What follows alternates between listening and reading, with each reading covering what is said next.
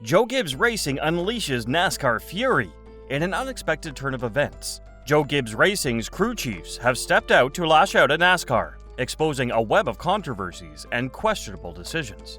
What pushed these racing powerhouses over the edge? How did NASCAR's actions cause confusion and unfair advantages? Is there chaos between the racing giant and the motorsport authority? And beyond that, why Denny Hamlin came forward stating that NASCAR's decision was not correct. Join us as we dig deeper into the storm brewing at Joe Gibbs Racing and unveil the untold story. But before that, please subscribe to our channel and hit the like button for more whereabouts on NASCAR.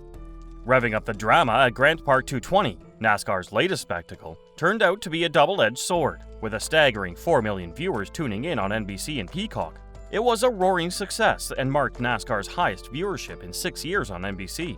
However, this thrilling event also faced its fair share of criticism, particularly for the perplexing decision to shorten the race due to an unexpected downpour. In the aftermath of the race, James Small, crew chief for Martin Truex Jr. of Joe Gibbs Racing, didn't hold back in exposing NASCAR's questionable move. He unleashed a volley of scathing remarks, highlighting the organization's lack of foresight in organizing such a monumental event. Small's fellow JGR teammate, Chris Gabehart, crew chief for Denny Hamlin, joined the chorus of disapproval, questioning NASCAR's perplexing metric that led to the reduction of 25 laps.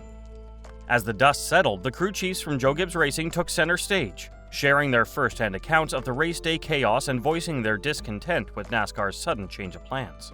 Their grievances reverberated through the racing community, as fans and experts alike joined in the uproar. Originally scheduled for a thrilling 100-lap race, Mother Nature had other ideas. The weather gods conspired to disrupt the proceedings, with a menacing cyclonic depression looming near the area. NASCAR was left with no choice but to delay the race for a nerve-wracking 90 minutes, exacerbating the tension and uncertainty. As the rain continued to pour relentlessly, NASCAR authorities faced an agonizing dilemma. With daylight dwindling fast, a bold decision had to be made. Reluctantly, they opted to slash a substantial 25 laps from the race, desperately trying to salvage the competition before darkness cast its shadow. James Small, fueled by frustration, didn't mince his words. He lashed out at the organization, deeming their actions completely ridiculous. He argued that had they communicated their intentions earlier, teams could have adjusted their strategies accordingly. Instead, the 11th-hour decision caught everyone off guard, disrupting the rhythm of the race and leaving competitors in disarray. If we had known, everyone would have pitted on lap 31, Small asserted, emphasizing the magnitude of the impact. The sudden reduction of 25 laps changed the entire dynamics of the race, leaving many feeling disheartened and robbed of fair competition. Small expressed his hope that such a debacle would never repeat itself, leaving fans yearning for a more consistent and transparent approach from NASCAR. The fireworks ignited by Joe Gibbs Racing's crew chiefs shed light on the chaos that unfolded at Grant Park 220. Their candid accounts painted a vivid picture of frustration and disappointment, igniting a passionate debate within the NASCAR community. With the echoes of their discontent still reverberating, one thing is certain: NASCAR will have to learn from this episode and find a better way to navigate the turbulent waters of inclement weather in the future. Chris Gabehart, the crew chief of the number 11 team at Joe Gibbs Racing, raised his concerns about NASCAR's decision to shorten the race and how it impacted the fairness of the competition. Reflecting on the situation, Gabehart highlighted the chaos that ensued and the perceived unfair advantage it created. While he acknowledged the challenges faced by NASCAR, he believed that the integrity of the sport should not be compromised. Expressing his confusion about NASCAR's decision-making process, Gabehart questioned the metric used to determine the appropriate number of laps. He admitted that he didn't have all the details, but emphasized the importance of starting a race with enough time to finish it, as per the rules. Gabehart's bewilderment stemmed from his lack of understanding regarding how NASCAR arrived at their calculations. Despite his reservations, Gabehart praised NASCAR's efforts. However, he didn't shy away from highlighting the logistical nightmare that the event brought to the city. Small, the crew chief for Martin Truex Jr., echoed similar sentiments, acknowledging the organization's overall performance while pointing out the room for improvement in terms of logistics and ensuring smooth entry and exit for everyone involved. What do you think about both teams' crew chiefs' comments? Tell us in the comments.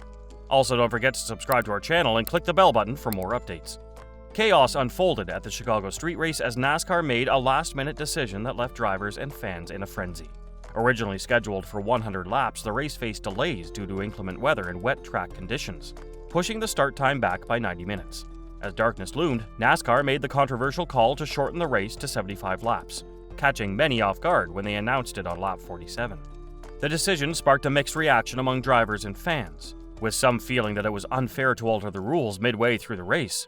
One driver who voiced his discontent was Denny Hamlin, the pole sitter for the event. Just before the decision was made, 11 cars, including SVG's car, took advantage of the opportunity to make a pit stop. Interestingly, most of these cars were towards the back of the field. However, as they made their pit stops, they were pleasantly surprised to find out that the stage had ended, allowing them extra time to make adjustments to their cars.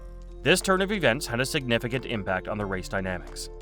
Denny Hamlin, in his podcast Actions Detrimental, expressed his criticism of the call, labeling it as an unfair move. He believed that the decision changed the entire outcome of the race. According to Hamlin, the call had the greatest impact on SVG, who eventually emerged as the winner. While SVG benefited from the strategy, Hamlin pointed out that many cars were negatively affected, with several drivers failing to regain their intended positions as the field was shuffled. Hamlin argued that NASCAR should have either made the call well in advance or kept the situation ambiguous until the race's final stages. Making the decision after 11 cars had already pitted put those cars in an advantageous position. Hamlin revealed that if they had known about the call earlier, they too would have made a pit stop at lap 45, potentially altering the outcome of the race. The last-minute decision by NASCAR stirred controversy and raised questions about the fairness of the sport. Hamlin's comment shed light on the frustration felt by drivers who believe that such calls can significantly impact their performance and chances of victory.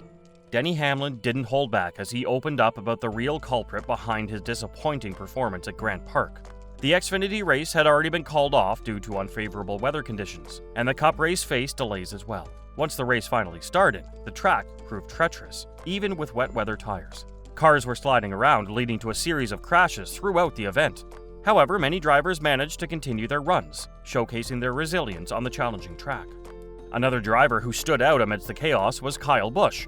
Despite a significant wreck into tire barriers, he remarkably fought his way back and secured a remarkable fifth-place finish.